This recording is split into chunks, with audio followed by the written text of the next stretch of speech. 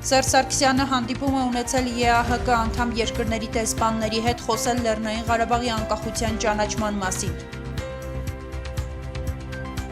Հայաստանի Հանրապետության ազգային ժողովը հասցեական արձագանքելու եւ ագրեսորի նկատմամբ զսպման բոլոր մեխանիզմները կիրառելու կոչ է անում։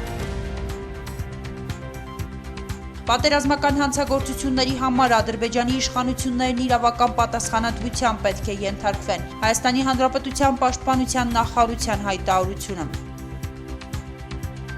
Հայկական կողմի կորուստների մասին առաջին տվյալները։ Սահմաններում հյուսիսարևելյան ուղղությամբ առաջին անգամ կիրառվել է ՏՕՍ ծանր հրետանային համակարգեր, նշված զինատեսակի կիրառումից Ղարաբաղյան կողմը կորուստ չունի։ Ադրբեջանը կիրառում է պատժիչ ջոկատներ, որոնք գնդակահարում են նահանջողներին, հայտնում է Պաշտպանության նախարարության մամլո խոսնակը։ Կրեմլը Հայաստանին եւ Ադրբեջանին կոչ է անում վերադառնալ հրադադարի ռեժիմին։ Անհրաժեշտ է հարվածներ հասցնել ագրեսորի ռազմական եւ ադմինիստրատիվ ենթակառուցվածքներին, Մերձավոր Արևելքի եւ Կենտրոնական Ասիայի երկրների ուսումնասիրությունների կենտրոնի տնօրեն Սեմյոն Բաղդասարովի հարցազրույցը։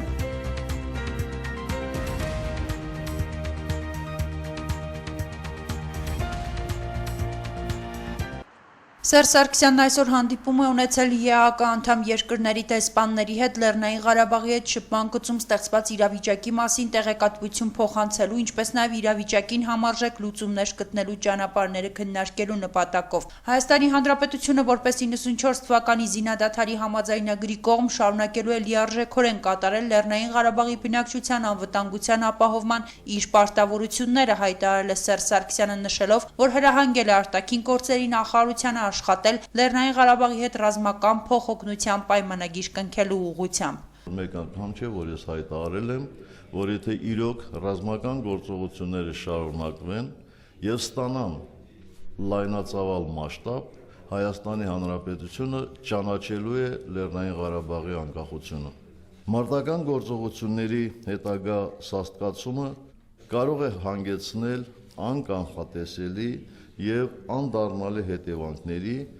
ընդհուպ միջև լայնածավալ պատերազմի։ Սա բնականաբար կազդի ոչ միայն հարավկովկասյան,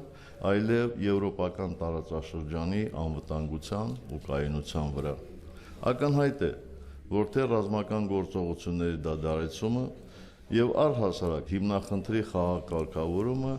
բխում են նաեւ եվրոպական երկրների շահերից։ ԵԱՀԿ-ին որպես Եվրոպայի անվտանգության ապահովման երաշխավորման գործում առանցքային դերակատարություն ունեցող կառույցի այս հարցում առանձնակի դեր է վերապահված։ Ցավոք հայկական կողմի բազմաթիվ կոչեր առ այն, որ Ադրբեջանը վաղ թե ուշ գերի է դառնալու հայատյացության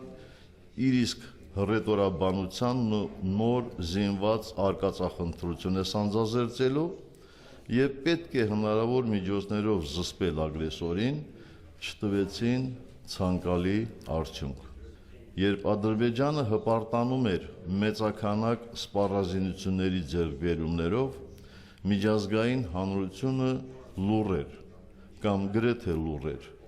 երբ ամենաբարձր մակարդակով հայտարարվում էր ռազմական ճանապարհով խնդիր լուծելու մասին, միջազգային հանրությունը գրեթե լուռ էր։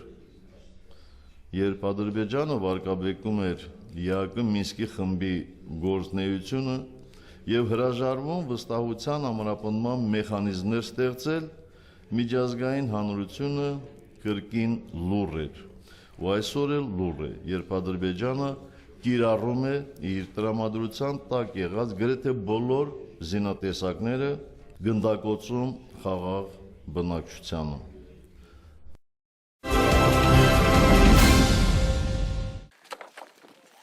Ղարաբաղի ադրբեջանական հակամարտ զորքերի շփման գծի ողջ երկայնքով շարունակվում են ընթանալ թեժ բախումներ։ Հակառակորդը մարդկային եւ զինտեխնիկայի մեծ կորուստներից սարսափած այսօր ժամը 11:20-ի սահմաններում հյուսիսարևելյան ուղղությամբ առաջին անգամ կիրառել է տոս ծանր հրետանային համակարգեր։ Նշված զինատեսակի կիրառումից Ղարաբաղյան կողմը կորուստ չունի։ Նույն ուղղությամբ հակառակորդն օգտագործել է 2 հարվածային անօդաչու թռչող սարք, իսկ մեկը հարավարևելյան ուղղությամբ, որոնց արձակած հրթիռները նպատակակետին չեն հասել եւ որևէ վնաս չեն պատճառել։ Պաշտպանության բանակի հակաօդայինների կողմից բոլոր 3 հարվածային անօդաչու թռչող սարքերը ոչնչացվել են։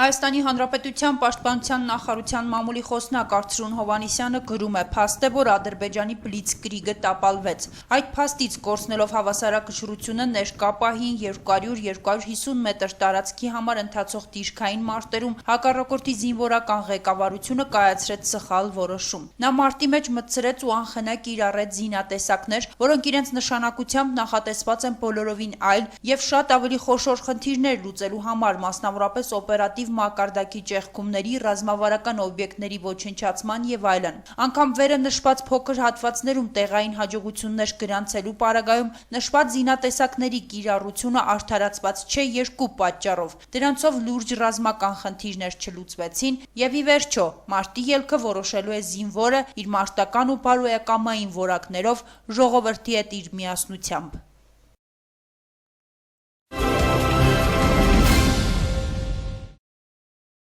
Հայաստանի պաշտպանության նախարարությունը հրապարակել է Ղարաբաղի ադրբեջանական շփման գծում բախումների հետևանքով զոհված 7 զինծառայողի անուն՝ կապիտան Արմենակ Ուրֆանյան, գնդացրող Շարքային Քյարամ Սլոյան, սերժանտ Յուրի Փարմազյան, մայոր Հովսեփ Մայիլյան, զորամասի հրամանատար կապիտան Հովսեփ Կիրակոսյան, պայմանագրային զինծառայող վարորդ Նոդարիկ Մարգարյան, հետախույզ գնդացրող պայմանագրային զինծառայող Սասուն Մկրտչյան։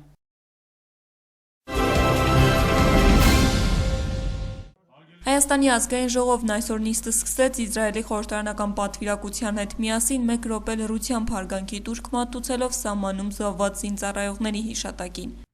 Ապա ազգային ժողովի փոխխոսնակ Էդուարդ Շարմազանովը ընթերցեց ազգային ժողովի բոլոր խմբակցությունների եւ խմբակցություններում չընդգրկված падգամավորների կողմից ընդունված հայտարարությունը Ղարաբաղի ադրբեջանական շփման գծում Ադրբեջանի կողմից զինադադարի խախտման եւ ռազմական լայնամասշտաբ գործողությունների վերսկսման վերաբերյալ, խստորեն դատապարտելով Ադրբեջանի կողմից իրավիճակի աննախադեպ սրումը Լեռնային Ղարաբաղի հետ շփման գծի ողջ երկայնքով։ Կոչ ենք անում ԵԱԿ Մինսկի խմբի համանախագահներին եւ միջազգային կազմակերպություններին հասցեական եւ համարժեք արձագանքել ստեղծված իրավիճակի համար պատասխանատու ադրբեջանական կողմին, կիրառելով ագրեսորի նկատմամբ զսպման բոլոր մեխանիզմները, լարվածության հետագա սրացումից եւ տարածաշրջանը ապակայունացնող քայլերից խուսափելու համար։ Մենք ակնկալում ենք, որ մեր գործընկերները իրենց բողոքի ձայնը կբարձրացնեն, դատապարտելով Բաքվի ահաբեկչական քաղաքականությունը եւ կմիանան Ադրբեջանի սանձելու միջազգային հանրության ջանքերին։ Հանրապետական խմբակցության ղեկավար Վարան Բաղդասարյանը իր խոսքում նշեց, որ Ադրբեջանում ներքաղաքական իրավիճակը ծայրահեղ լարված է եւ հանրությանը սոցիալական ու տնտեսական խնդիրներից շեղելու համար Ադրբեջանն ընտրել է ռազմական եւ զոհերի ճանապարհը։ Մենք կոչ ենք անում միջազգային հանրությանը, հաստատապես Մինսկի խմբի համանախագահներին, սաստել ալևյան ագրեսիվ լկտի միջազգային պարտավորությունները ակնհայտ արհամարող պահվածքը։ Ազգային ժողովի ԲՀԿ խմբակցության ղեկավար Նաիրա Զորաբյանը անդրադարձավ ԵԽԽՎ նախագահի բանակցային գործընթացի տրամաբանությանը հակասող հայտարարությանը, որտեղ Պետրո Արգամունդը կոչ է անում հայկական զորքերը դուրս բերել, մեջբերում եմ Ադրբեջանի օկուպացված տարածքներից։ Պատգամավորի կարծիքով ազգային ժողովը անարձագանք չպետք է թողնի այս հայտարարությունը։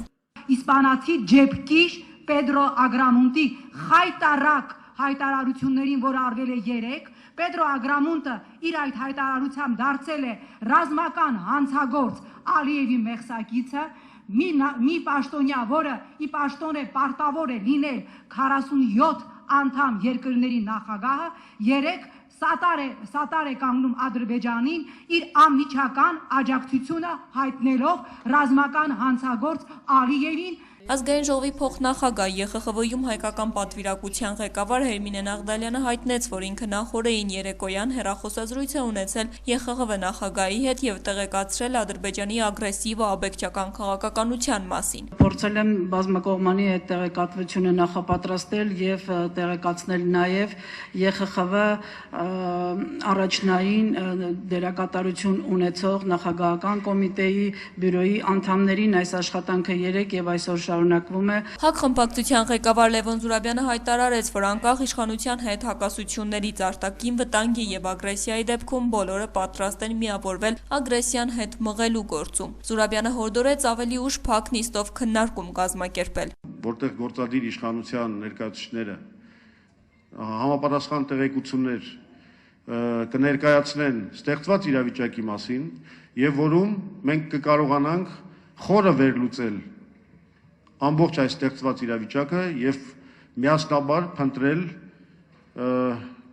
այս վիճակից ելքի ուղիները։ Ազգային ժողովի փոխնախագահ Էդուարդ Շարմազանովը հայտարարեց, որ համամիտ է եւ մոտակա օրերի ընթացքում փակ հանդիպում կկազմակերպեն։ Ժառանգություն խմբակցության ղեկավար Զարուհի Փոստանջյանի կարծիքով հայկական կողմը պետք է հավաքի Ադրբեջանի ագրեսիվ գործողությունների ապացույցները եւ մոտակա շրջանում ԵԽԽՎ-ում հանդես գա համապատասխան բանաձևով եւ հայտարարության նախագծով։ Ընդհուպ մինչև Ադրբեջանի դադարեցումը Եվրոպայի խորհրդի անդամակցությանը,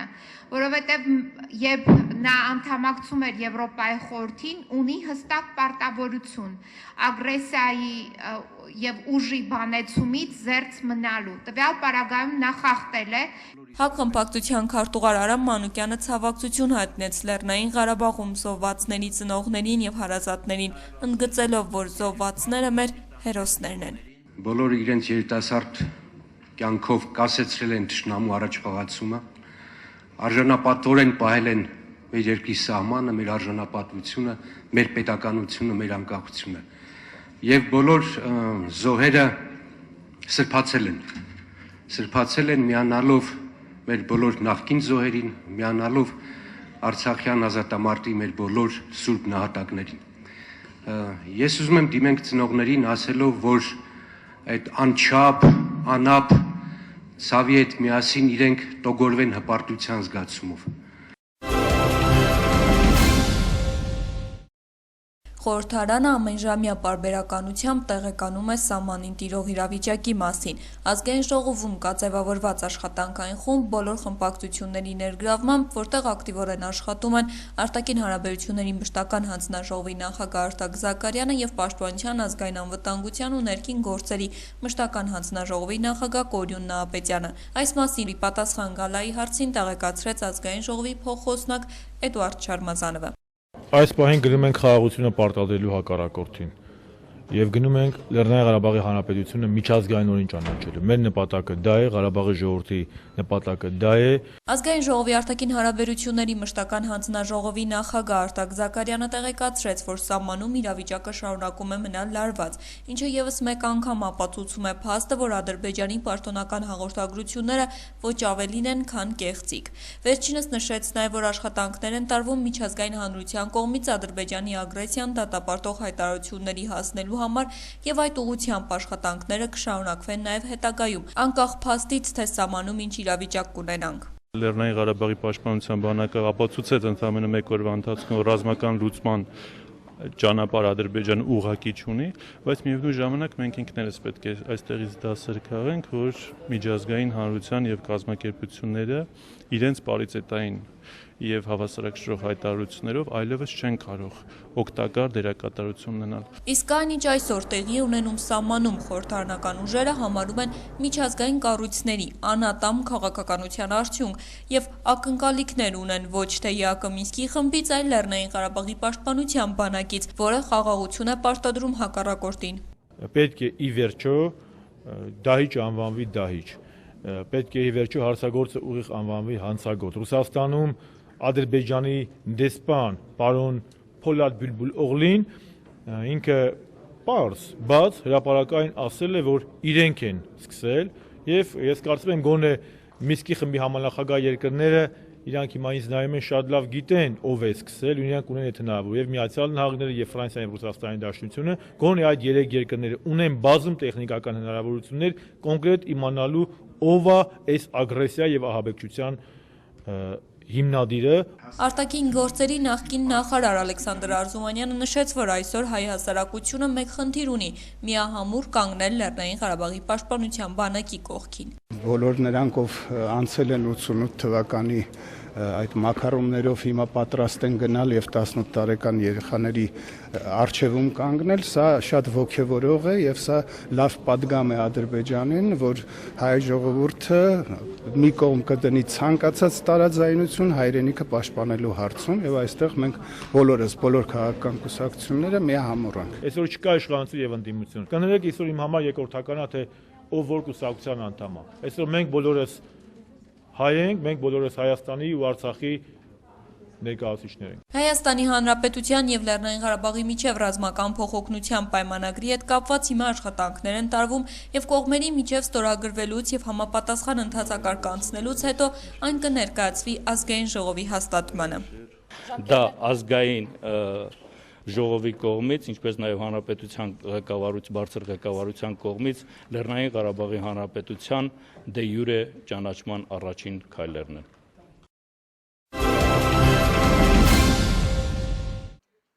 Հայաստանի Հանրապետության պաշտպանության նախարարությունը մեծապես կարևորում է միջազգային հանրության արձագանքը եւ հակամարտության կողմերին ուղղված կոչերը։ Հայաստանի պաշտպանության նախարարությունն ընդգծում է, որ Հայաստանի Հանրապետությունը հանդիսանում է Լեռնային Ղարաբաղի ժողովրդի անվտանգության երաշխավորը, միևնույն ժամանակ որպես ռազմական գործողություններին չմասնակցող կողմ, Հայաստանի Հանրապետության պաշտպանության նախարարությունը հատկապես գնահատելի է համարում այն հանգամանքը, որ այդ կոչերն ուղղված են փաստացի այդ գործողությունների մեջ ներգրավված կողմերին, Ադրբեջանի եւ Լեռնային Ղարաբաղի իշխանություններին։ Համակարծիք լինելով ռազմական գործողությունների դադարեցման կոչերին Հայաստանի Հանրապետության պաշտպանության նախարարությունը միջազգային հանրության ուշադրությունն է հրավիրում այն հանգամանքի վրա, որ Ադրբեջանի եւ Լեռնային Ղարաբաղի ուժերի միջև հրադադարի ռեժիմի հաստատման համար քաղաքական հայտարարություններից զատ անհրաժեշտ է համաձայնեցնել եւ իրականացնել կոնկրետ միջոցառումներ, մշակել հրադադարի սահմանման տեխնիկական պայմաններ, իրականացնել հակամարտող ուժերի հեռացում եւ հրադադարի ռեժիմի պահպանման մեխանիզմներ։ Միաժամանակ պաշտպանության նախարարությունը միջազգային հանրության, այդ թվում մարդու իրավունքներով մարդասիրական խնդիրներով զբաղվող միջազգային կազմակերպությունների ուշադրությունն է հրավիրում այն հանգամանքի վրա,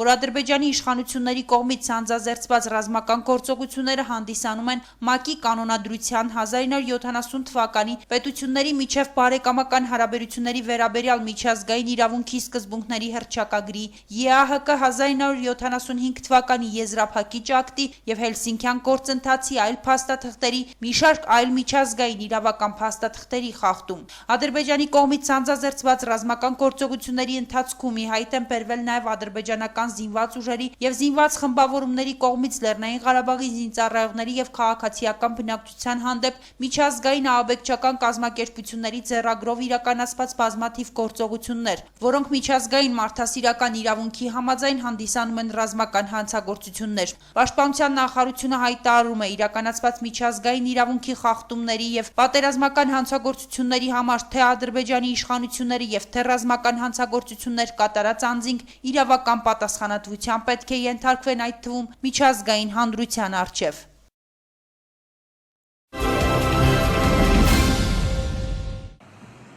Սերժ Սարգսյանն այսօր Հայաստանի Հանրապետության պաշտպանության նախարարության կենտրոնական կլինիկական զինվորական հոսպիտալում այցելել է Լեռնային Ղարաբաղի հետ շփման գծում մարտական գործողությունների հետևանքով վիրավորված զինծառայողներին։ Նախագահը բժիշկներից հետաքրքրվել է վիրավորների առողջական վիճակով, իր զորակցությունը հայտնել զինծառայողներին, մաղթել նրանց շուտ ապույտ ապաքինում։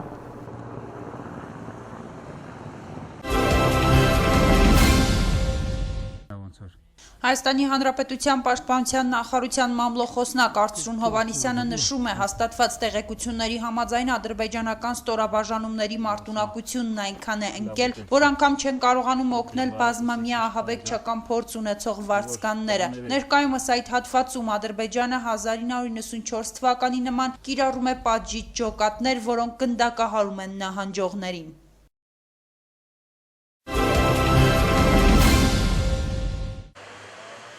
Հայաստանի մարդու իրավունքների պաշտպան Արմեն Թաթոյանը ՄԱԿ-ի եւ Եվրոպայի խորհրդի մարդու իրավունքների հանձնակատարների ուշադրությանն է ներկայացրել ադրբեջանական կողմից հայկական քաղաքացիական բնակավայրերի եւ խաղաղ բնակիչների նկատմամբ տեղի ունեցող հանցավոր ոտնձգությունների ցուցաբերվող դաժան վերաբերմունքի վերաբերյալ տվյալներ, ինչպես նաեւ միջազգային մարդասիրական իրավունքի հատուկ պաշտպանության ներքո գտնվող երեխաների եւ տարեցների նկատմամբ իրականացվող անթույլատրելի հարձակումների վերաբերյալ ուսումնասիրության արդյունքներ։ Մարդու իրավունքների պաշտպանն ընդգծել է, որ Եվրոպայի խորհրդի տարածքում խաղաղ բնակիչների իրավունքների եւ կյանքի նկատմամբ դաժանության ամենաբարձր աստիճանի հասնող զանգվածային ոտնձգությունները չեն կարող հանդուրժելի լինել, ասված է Հայաստանի Հանրապետության մարդու իրավունքների պաշտպանի աշխատակազմի տարածած հաղորդագրությունում։ Համապատասխան հաղորդակցություն է նախաձեռնվել նաեւ Human Rights Watch, Amnesty International կազմակերպությունների, ԵԱՀԿ-ի, ինչպես նաեւ օմբուդսմենական միջազգային կազմակերպությունների հետ։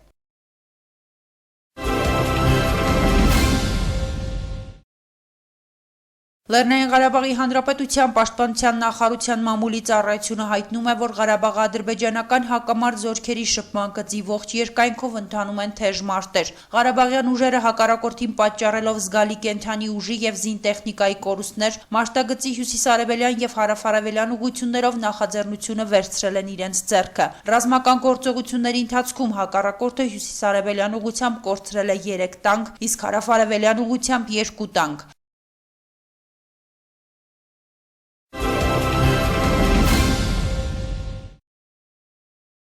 Լեռնային Ղարաբաղի պաշտպանության բանակի լրատվական ծառայությունը գրում է. ըստ պաշտոնական Բաքվի 21-ը հավասար է 12-ի։ Բանից պարզվում է, որ Ադրբեջանի պաշտպանության նախարարությունը սեփական կորուստները թաքցնելու համար դիմում է պարզունակնարկի, փոխում է թվերի տեղերը եւ միայն մեկ մարտում ունեցած 21 զոհը ներկայացնում որպես 12։ Այս տեսագրությունում կլոր շրջանակի մեջ պատկերված են այն սպանված ադրբեջանցիների դիակները, ովքեր իբրև թե գրավել են Սեյսուլանը, այնինչ Սեյսուլանը ինչպես հայկական եղել է, այնպես էլ մնում է հայկական։ Իդեպ կեսգիշերն անց Հայաստանի Հանրապետության պաշտպանության նախարարության մամլոխոսնակ Արծրուն Հովհաննիսյանը գրեց. վերջապես սպասված լուրեր, հայկական ստորաբաժանումները ռազմաճակատի որոշ հատվածներում լուրջ առաջխաղացում ունեն, ազատագրելով նորանոր դիրքեր ու բնագծեր։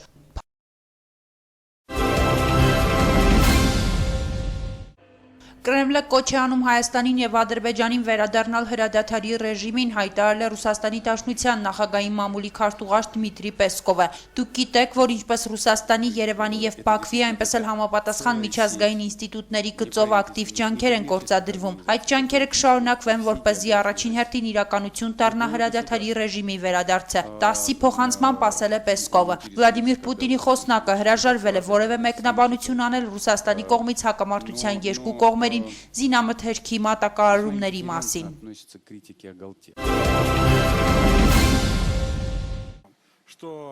Գալան զրուցել է Մերձավոր Արևելքի եւ Կենտրոնական Ասիայի երկրների ուսումնասիրությունների կենտրոնի տնօրեն Սեմյոն Բաղդասարովի հետ վերջին օրերին ադրբեջանական կողմի սանձազերծած ռազմական գործողությունների եւ պատասխան քայլերի անհրաժեշտության վերաբերյալ։ Հարցին, թե ինչպիսին պետք է լինեն Հայաստանի պատասխան գործողությունները, Բաղդասարովը նշել է. Ես կարծում եմ, որ պետք է ավելի վճռական միջոցներ ձեռնարկել եւ պատասխան հզոր հարված հասցնել, անհրաժեշտ է հարվածներ հասցնել ագրեսորի ռազմական եւ ադմինիստրատիվ ենթակառուցվածքներին եւ այդ կերպ ռազմական գործողությունները տեղափոխել Ադրբեջանի տարածք։ Նրա կարծիքով հարվածներ պետք է հասցվեն նաեւ Ադրբեջանի նավթամուղներին եւ գազամուղներին։ Ենթակառուցվածքներին հասցված թիրախային հարվածներից հետո նրա խոսքերով պետք է դուրս գալ Կուրիցախաբնյա շրջան, որտեղից անցնում են Բաքվի նավթագազային բոլոր ուղիները, այդ թվում Բաքու-Ջեհյան նավթամուղը եւ կտրել այն։ Եվ երբ միջազգային հանրությունը սկսի ոռնալ, պետք է նրանց պատասխանել, որ մենք մեր առջև մարտական առաջադրանք ենք դրել եւ ագրեսիային ի պատասխան պետք է առաջանանք։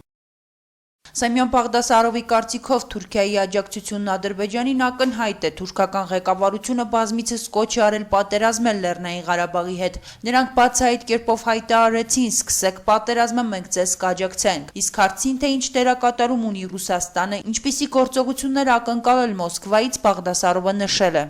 Ռուսաստանը հանդես է գալիս ռազմական գործողությունների դադարեցման օգտին, սակայն Հայաստանը տարածաշրջանում նրա միակ դաշնակիցն է։ Պարզ է, որ Ռուսաստանը պետք է այս հակամարտությունում աջակցի Հայաստանին։ Ամենակարևորը, ագրեսորը չի հանդարտվի, մինչև չփոկես նրա բոլոր ատամները։ Ես գիտեմ ադրբեջանցիների հոգեբանությունը, հայերի առաջին իսկ հաջողությունից հետո նրանց շրջանում սարսափելի խուճապ կսկսվի։